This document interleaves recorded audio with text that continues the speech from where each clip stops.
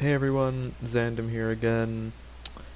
Just thought I would go through some Dungeon Master world building tips and stuff like that.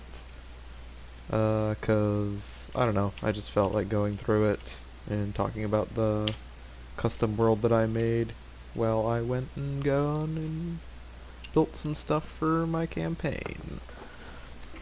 This is, of course, Tabletop Simulator. This is what I use for a lot of my Dungeons and Dragons stuff. Pretty good program. Not much of a game, but it's a hell of a tool. You can also use it for almost any other card game or board game that you want to play. So I'd recommend it. But let's get into the actual world building type of thing. So pretty much what you're going to want to do with a world is you're going to want to make it like believable, right? So what do you think of whenever you think of like a medieval type world, right? I personally think of there was a lot of fighting, but that's pretty much what I added to my D&D world. Because the setting for my world is a custom world. I haven't really named the continent, but there is 3 kingdoms, 2 of which are constantly warring. It's normally a pretty good starting point for a campaign setting, some warring kingdoms and stuff. Currently I have like the Kingdom of Castian, which is made up of humans, tieflings, halflings, and a few variations of Dragonborn and the like. The thing about them is that the mostly elven country to the south, known as Tirnavel, is pretty much like racial supremacists, so they're trying to constantly take over Castians, so the Castians have pretty much gotten to the point of, yeah, let's just use whatever means necessary to stop these guys. So as a result, they use like demonic magic and all that kind of stuff, which is an interesting idea, because they've pretty much accepted tieflings and demonic magic into their like schools. Like they have a school of like warlock magic and stuff in their capital. And my thing in this world is that mostly everything is already known about these or on this continent. Most everything is already known and pretty well civilized. So in your campaign setting, you might want to do something else, like maybe make it a lot less of a make it so people don't actually like know where the hell everything is. It can make for some more exploration type stuff, but I was going for more of a Warring Kingdoms theme with this one, which has kind of resulted in a fairly interesting thing, seeing as though I'm running 2 groups, 1 in each country. But pretty much for your world building type of stuff, you want to set up like, I recommend making a map, something like that. Doesn't matter if you can draw that well or not. It's just good to visualize like, okay, this is their lands, this is their holdings, this is what separates them. Normally, if you're going to go with like a Warring Kingdoms type thing for like what I'm doing, you're going to want some sort of barrier in between the nations. Like I have a large river that separates the nations, as well as the Dwarven country to the east is blocked off by a mountain range.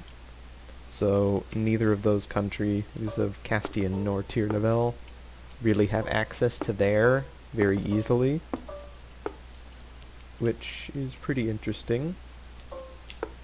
And after you pretty much get the land masses set up, and you want like a general theme, right? So what lives in what country, what do they generally do, what is their generally held beliefs. Like I said, the elves are like racial supremacists, so they pretty much hate all non-elven races, but they're tolerant of gnomes, because they consider them like kind of like halflings, right, are to humans. You consider them mostly elvish, of elvish blood. Just, it can be whatever you want for the most part, but those are a few suggestions. Just set out like a general idea base for something you're also going to want to do that helps with this is pick like a god or something from like the rule book or something. Like, I made this campaign world back in 4th edition, so Castian worships for the most part Erithus, the god of civilization, and he's a neutral god who pretty much allows for anything so long as it allows for the survival of civilization and the like. So it fits pretty well with the idea of anything to survive.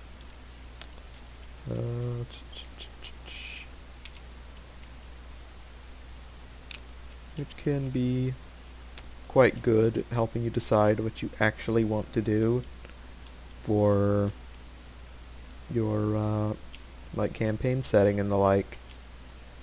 Let's see here. Another thing that's useful is really to, other than selecting like a god or something like that, is just look at the races that live there. What are their generally held beliefs? Like dwarves, normally they would be more of a mercantile-based people. So it would be a good idea to maybe for the dwarves have a lot of them or have their society based on capitalism or something. So they're, say, mostly just in it for themselves, in it for the money, which can make for some interesting interactions with the players when, say, local officials or something in this particular country don't really get anything done unless you bribe them, which can also lead it to some interesting encounters with that kind of stuff. Let's see here. Not really that used to like multitasking and all that kind of stuff because I'm just doing this live, but yeah. Pretty much, you're going to want to make the world as believable as possible. I know that can be kind of hard if you're got no idea what you're really looking for, but I'd say you can get a lot out of the guidebooks and the like.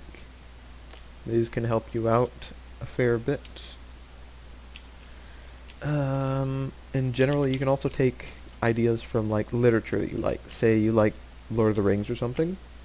Sure, incorporate some stuff about Lord of the Rings. Say you want halflings to live in holes and stuff in their own hobbit country.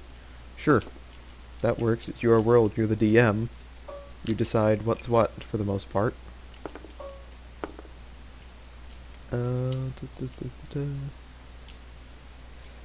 There's really not too much else after that. It's mostly just down to personal preference. If you want, you can set up different things. Like, you can set up a dark fantasy. You can set up, like, low magic settings, where it's like there's pretty much no magic, which can make for some pretty interesting campaigns.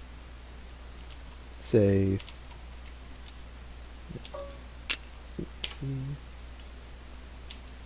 you could make it really hard for your players to get magic items, but generally the players want to get a lot of magic items, or at least a decent number of them.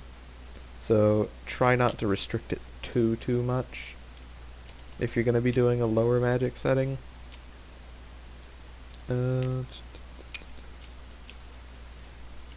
Another thing you're probably going to want to consider is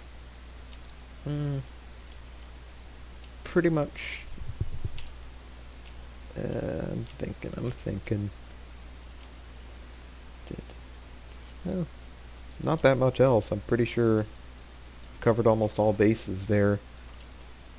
Let me just summarize and think if I can think of anything else. Pretty much You're going to want to think up the geography, try and make it somewhat believable, try to have at least one mountain range on like a continent or something.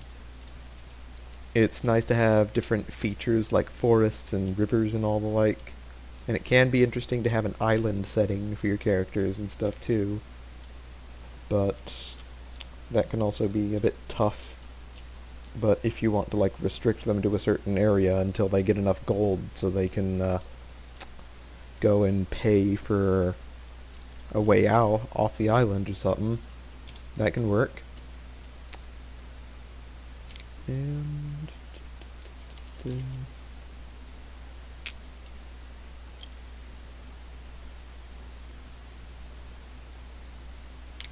yeah, that's pretty much it. If you have anything really specific that you think I've missed out on, you can leave a comment or something. But other than that, there's just a few basic tips that you can use for making a campaign world and the like. Alright, see you next time.